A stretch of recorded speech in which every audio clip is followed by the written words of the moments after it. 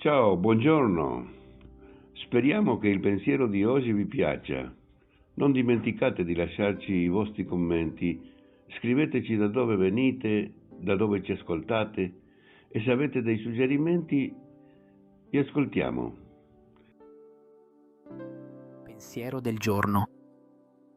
Giovedì 11 settembre. Lasciarsi trasformare dall'amore di Dio.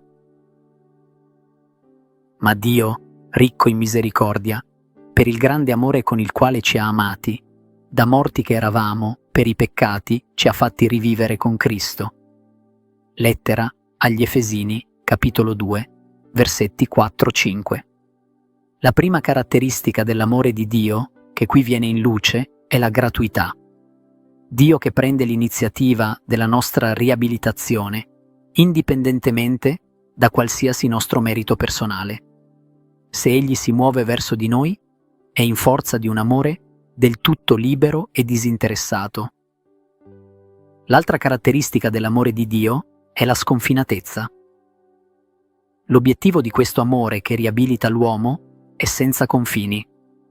Dio non si limita a perdonarci i peccati commessi, vuole comunicarci il bene più grande che una creatura possa mai immaginare, la sua stessa vita, la sua stessa gioia, la partecipazione alla sua stessa gloria, tramite Gesù.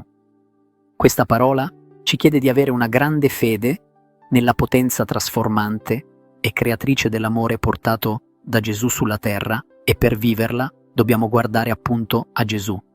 Dobbiamo essere decisi ad amare per primi, a prendere l'iniziativa in tutte le situazioni. Abbiamo forse l'impressione che con una data persona, un collega di lavoro dal temperamento difficile, non ci sia proprio nulla da fare?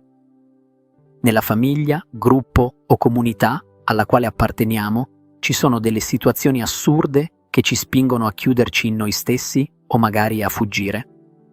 Ci sentiamo avviliti e scoraggiati per il male, le ingiustizie, la corruzione, gli scandali che vediamo attorno a noi, per l'incoerenza di tanti che si dicono cristiani. Avvertiamo il dramma della divisione tuttora esistente tra le chiese cristiane, che ci fa tanto soffrire.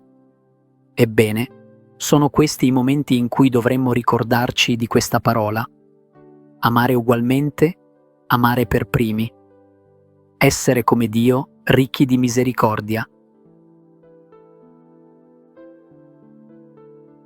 Giovedì 11 settembre. Lasciarsi trasformare dall'amore di Dio.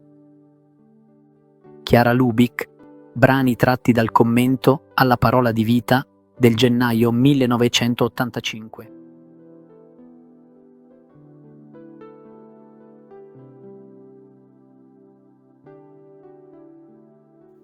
Parola di vita, settembre 2025. Rallegratevi con me perché ho trovato la mia pecora, quella che si era perduta. Vangelo secondo Luca, capitolo 15, versetto 6. Non dimenticate di lasciare un like se vi piace e di abbonarvi e di consigliarlo a qualcuno. Ottimo, vi aspettiamo anche domani.